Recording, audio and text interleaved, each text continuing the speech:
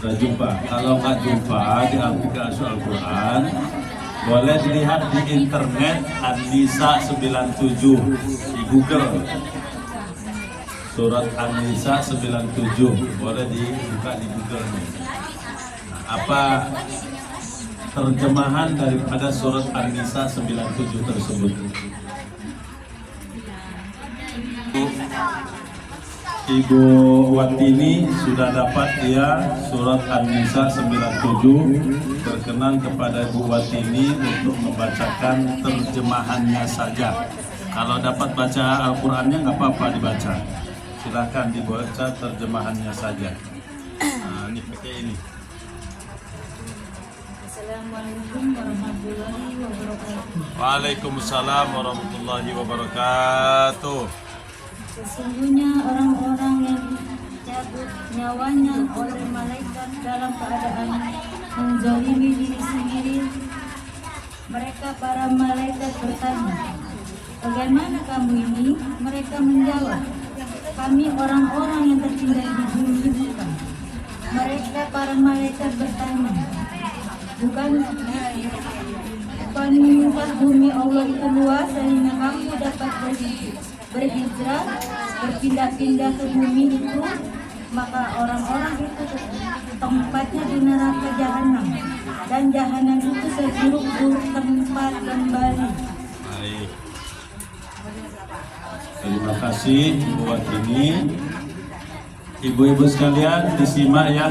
Ini ada pelajaran yang perlu kita petik dari surat An-Nisa ayat yang ke berapa ibu-ibu? 97. Tapi sebelumnya bismillah, assalamualaikum warahmatullahi wabarakatuh. Apa kabar ibu-ibu semuanya? Masih tetap semangat? Alhamdulillah. Ini ayat ini Pak, Bu, nah, bapak-bapak, ibu-ibu ya, nah, menginspirasi ataupun mengajari kita, ya, memberikan nasihat kepada kita agar hidup tetap semangat. Jawabannya pun harus semangat lah. Semangat. Ya. Dalam kondisi apapun, dalam keadaan apapun, dalam sesulit apapun, dalam sakit kayak manapun, ayat ini sebenarnya memerintahkan kepada kita gak boleh menyerah. Gak boleh menyerah. Maksudnya gitu loh Pak, Bu. Memang tekstualnya ayat ini menggambarkan kepada orang yang tentang muhajirin, orang-orang berhijrah. Ada orang yang tak mau berhijrah bersama Rasulullah, menganggap dirinya kami ini orang lemah, kami orang rakyat kecil, kami orang biasa-biasa aja, kira-kira gitu kan. Sehingga mereka menyerah. Kalah, kami nggak mau ikut-ikutan, nggak mau capek-capek, nggak mau susah-susah. Menyerah dia dengan keadaan. A'udzu billahi minasy syaithanir rajim. Bismillahirrahmanirrahim.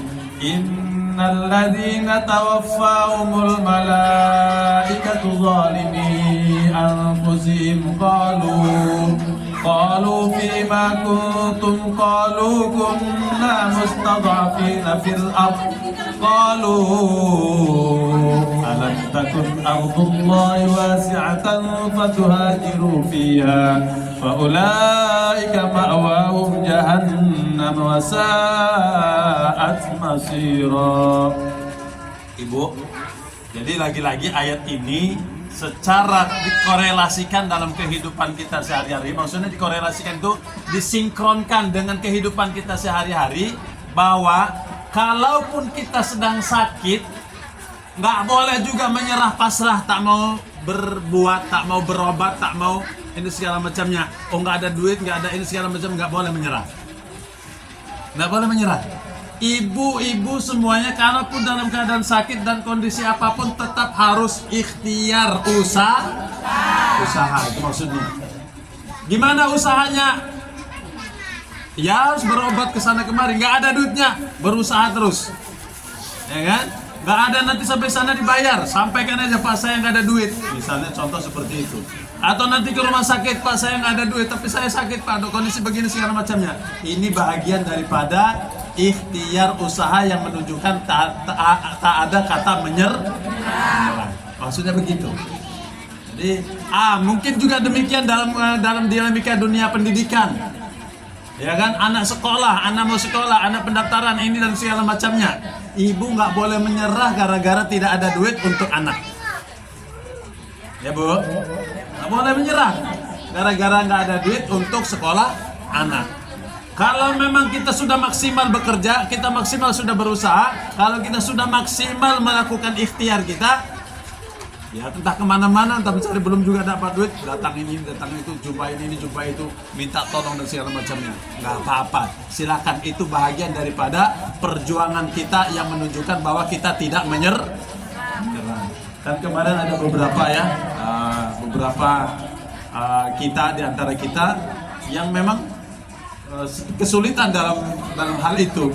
Memang mungkin dalam kondisi ini boleh juga sih kalau ada inisiatif di antara kita, patungan dan segala macamnya, barangkali untuk walaupun tidak sepenuhnya, jangankan sepenuhnya, separuh pun tidak misalnya, tapi meringankan sudah bahagian daripada ikhtiar. Nah itu contoh Bu ya, intinya tidak boleh menyerah. Sekolah, apalagi kemudian kesehatan, apalagi misalnya ekonomi kita, nggak juga boleh menyerah. Tetap harus kita ikhtiar, tetap harus kita usaha, meskipun harus mencari kara-kara, yang penting mencari rezeki yang halal. Meskipun harus memetik daun ubi di hutan-hutan, tidak masalah. Meskipun harus cari cacing misalnya, tak soal. Yang penting itu bukti bahwa kita hidup tidak boleh menyerah. Dalam rumah tangga juga demikian, ibu-ibu. Nggak boleh ada kata menyerah dalam rumah tangga kita. Ketika kita di dalam kondisi, misalnya rumah tangga dalam ada masalah dan segala macam, tetap harus berusaha ikhtiar untuk tetap melanggengkan rumah tangga apapun ceritanya. Itulah ikhtiar kita. Nah, Allah gambarkan seperti ini. Orang-orang yang menyerah justru sebenarnya yang tak mau usaha, tak mau ikhtiar, justru Allah Subhanahu wa taala ditempatkan di tempat neraka Jahannam. Nauzubillah. Ya, ini. Kunna Ustaz Afqalu alam takun ardullahi wasi'atan fatuhajiru faulaika ma'wahum Jahannam. Bagi mereka itulah tempat neraka Jahannam, tempat kembalinya. Ya Allah, begitu Bu. Artinya maka ibu-ibu, kita dalam kondisi apapun, kita nggak boleh menyerah. Hidup memang keras, ya kan? Hidup di dunia memang keras, persaingannya cukup ketat dan keras. Tetapi kita dengan persaingan itu nggak boleh juga menyerah. Lihat ada ibu Maya, ada ibu ini segala macam yang bekerja sebagai ibu rumah tangga, tapi juga sekaligus kepala rumah tangga. Misalnya Ibu Wati ini juga ibu-ibu yang lainnya lagi itu kan, yang sejatinya itu bukan pekerjaan ibu-ibu, tapi punya inisiatif bahwa hidup tidak boleh menyerah, tidak boleh hanya bergantung kepada suami. Suami tidak selamanya bersama kita. Suatu saat nanti Allah panggil dia, Allah ambil dia. Kalau nggak diambil oleh Allah, akan diambil.